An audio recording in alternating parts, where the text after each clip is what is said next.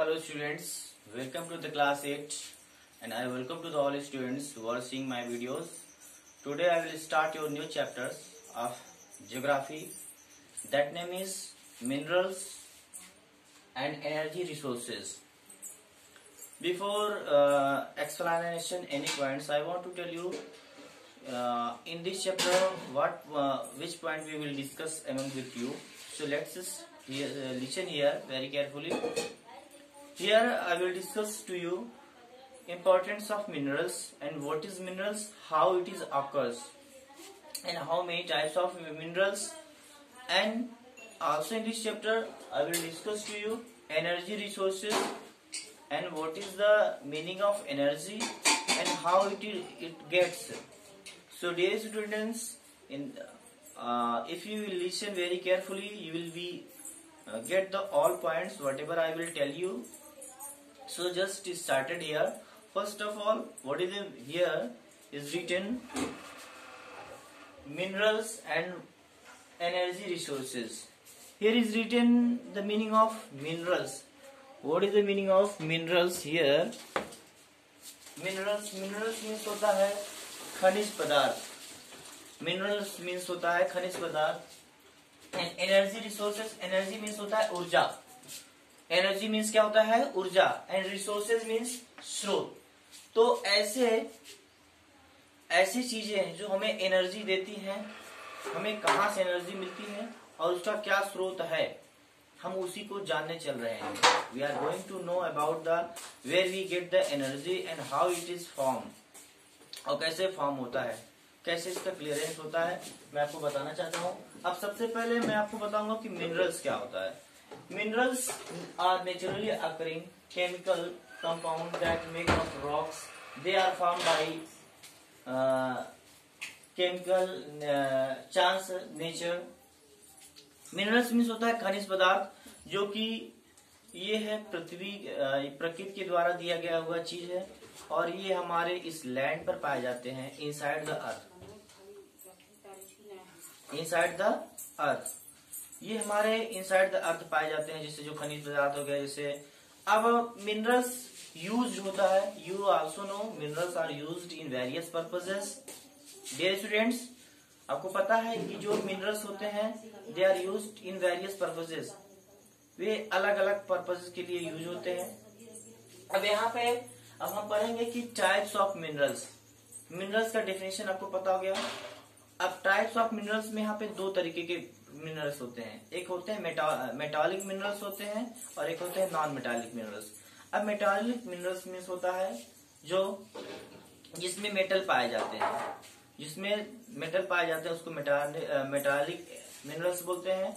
और non metallic minerals means होता है जिसमें मेटल्स नहीं पाए जाते. मेटल्स मीन्स होता है धातु, जो हार्ड सब्सटेंसेज होते हैं. और नॉन मेटालिक मीन्स होता है जो हार्ड सब्सटेंसेज नहीं होते, जिसमें लिक्विड होते हैं, उनको नॉन मेटालिक मिनरल्स बोलते हैं. तो यहाँ पे देखते हैं कि metallic minerals means minerals contains metals are hard substances that conduct heated and electricity. जैसे ऐसा मिनरल्स जिसमें धातु पाया जाता हो उसी को मेटालिक मिनरल्स बोलते हैं.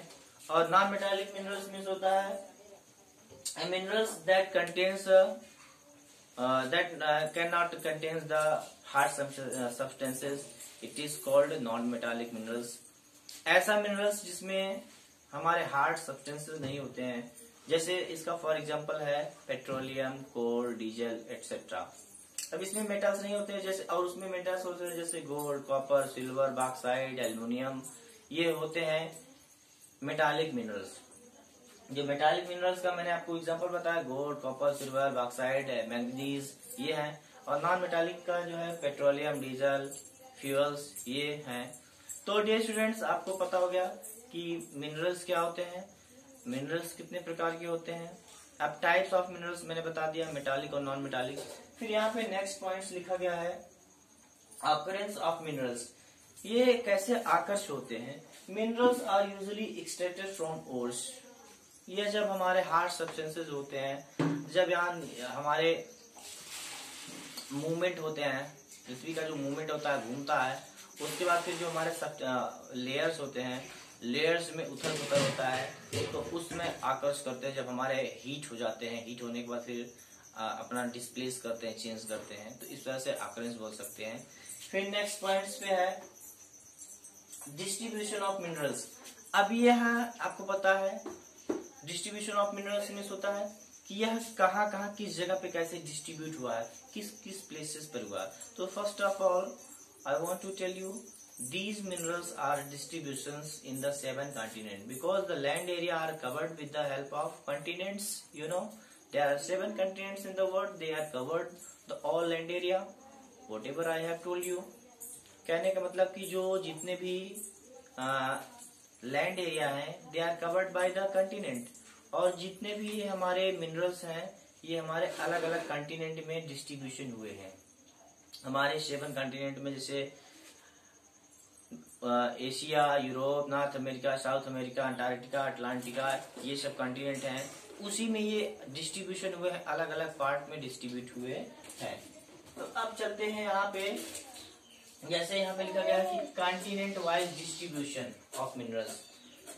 अब महाद्वीप, कॉन्टिनेंट में होता है महाद्वीप, यह कॉन्टिनेंट वाइज इनका डिस्ट्रीब्यूशन हुआ है, इनका बिखराव हुआ है, ये फैले हुए हैं अलग अलग जगहों पर। कौन? ये हमारे मिनरल्स जो है अलग अलग जगहों पर फैले हुए हैं। तो यहाँ पे चलते हैं 7 कॉन्टिनेंट्स में फैले हुए हैं। अब यहाँ पे है इंडियाज मिनरल्स रिसोर्सेज। अब हम देखते हैं जरा, मैंने आपको बताया कि ये जितने भी मिनरल्स हैं पूरे विश्व में अलग अलग जगह पर कॉन्टिनेंट वाइज फैले हुए हैं। अब अपने भारत में देखते हैं कि कैसे कौन कौन सा मिनरल्स है। India's minerals resources. अब जैसे आपके भारत में कौन कौन सा रिसोर्सेज है, मिनरल्स है, हम देखते हैं। तो सबसे पहले है आयरन ओर। क्या है? आयरन ओर, यानी आयरन जो मेटल्स है, मिनरल्स है, वो क्या होता है? Iron ore use to making steels, या प्रॉपरली यूज किया जाता है स्टील को बनाने में। फिर है मैग्नीज है, मैग्नीज भी यूज होता है स्टील के मैन्युफैक्चर करने में। फिर बॉक्साइड है, it is use to make the aeroplane, automobiles. ये जितने भी स्टूडेंट्स, ये जितने भी मिनरल्स हैं, ये अपनी इंडिया में अलग अलग जगहों पर पाए जाते हैं स्टूडेंट्स। और मैं बहुत ब्रीफ आपको एक्सप्लेन नहीं करूंगा because I have to complete this chapters in 2 parts, so I am telling only the main points that you will listen very carefully. यहाँ पे ये बॉक्साइड जो होता है, बॉक्साइड भी एक मिनरल्स है। अब इसको यूज किया जाता है एरोप्लेन बनाने में, ऑटोमोबाइल के पार्ट्स को बनाने में यूज किया जाता है। फिर नेक्स्ट पे है कॉपर। कॉपर यूज होता है, आपको पता है, आप जनरली जानते हो, copper is use to make the electricity wires और electric wires and machinery systems also. फिर यहाँ पे गोल्ड, गोल्ड पता है, गोल्ड किसी को बताने की जरूरत नहीं, gold is also making the jewellery. जो गोल्ड भी आपका मिनरल से होता है। इट इज एक्सपेंसिव, या एक्सपेंसिव भी होता है। क्या होता है? एक्सपेंसिव होता है। फिर यहाँ पे है mica. Mica is also use to make the electric goods industries.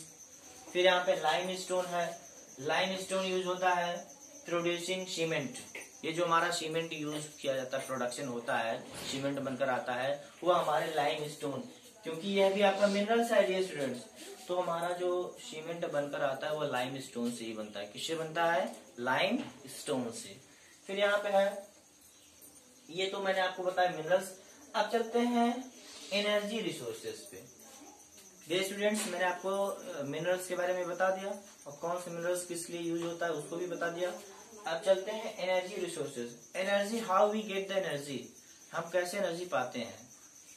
जैसे ह्यूमन होते हैं, human get the energy with help of food, several types of foods, so on. But the machines they are running, how they get the energy, यानी आदमी तो अपना energy पा जाता है, प्लांट भी पा जाता है, लेकिन ये जो हमारे मशीन्स हैं ये कैसे एनर्जी को पाते हैं, ये कैसे एनर्जी को पाते हैं। यहाँ पे देखते हैं कि resources are which give us energy that can be use to cook food, running machines etcetera. उसी को एनर्जी बोलते हैं। जैसे हमारे खाना बनाने में यूज जो किया जाता है, भोजन को पकाने में जो एनर्जी यूज की जाती है, वह कहाँ से आती है? हमारी जो मशीनें रन कर रही हैं, हमारी जो व्हीकल्स रन कर रही हैं, ये भी तो एनर्जी की जरूरत होती है। तो एनर्जी रिसोर्सेज देखते हैं कि हम एनर्जी कहाँ से पाते हैं। तो सबसे पहले हम पढ़ेंगे एनर्जी रिसोर्सेज में, जैसे कन्वेंशियल सोर्सेज। कन्वेंशियल सोर्सेज में जैसे सबसे पहले हम पढ़ते हैं वुड। वुड से भी हमें एनर्जी मिलती है। कैसे मिलती है? Because when we burn the wood then it gives fire and it gives also energy that it can be used to making the cooking the foods and drying the anything। तो इस तरह से sources में सबसे पहले would को पढ़ते हैं, लकड़ी को पढ़ते हैं। किसको पढ़ते हैं? लकड़ी को पढ़ते हैं, जो कि हमारा ये क्या है? वुड है, लकड़ी है। ये यूज होता है एनर्जी को करने में। फिर है मिनरल फ्यूल्स। मिनरल फ्यूल्स होता है जैसे ईंधन।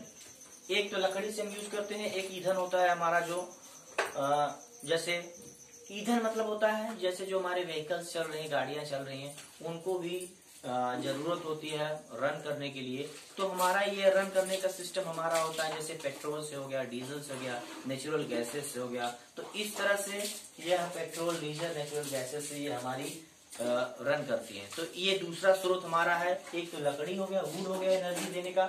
फिर दूसरा स्रोत हो गया मिनरल फ्यूल्स यानी पेट्रोलियम, डीजल और नेचुरल गैसेस। फिर अगला स्रोत हो गया कोल। कोयले से we get the energy from also coal. Coal was occurred millions years ago. बहुत साल पहले कोयले का भी निर्माण हुआ था और कोयला भी एनर्जी देता है। आपको पता है कि पहले जो हमारी ट्रेन चल रही थी वह कोयले से ही चलाई जा रही थी, but now the system have been changed and it is running through the diesel engine and also the electric। तो कोयले से भी हमें एनर्जी मिलती है। यह भी कोयला भी हमारा स्रोत है एनर्जी देने का।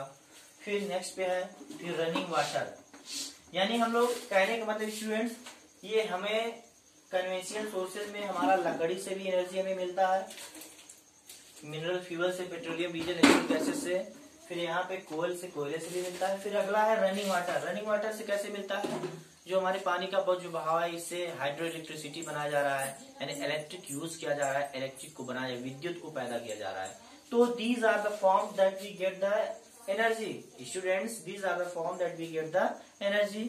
सो today I have told you about the minerals and energy resources, and also I have told you about the types of minerals and what is the importance of minerals, and also told the energy and how we get the energy and what is the sources of energy. So students, you will listen these points. Still if you have any kinds of doubt, you can ask me, and remaining points I will cover in the next video. Thank you.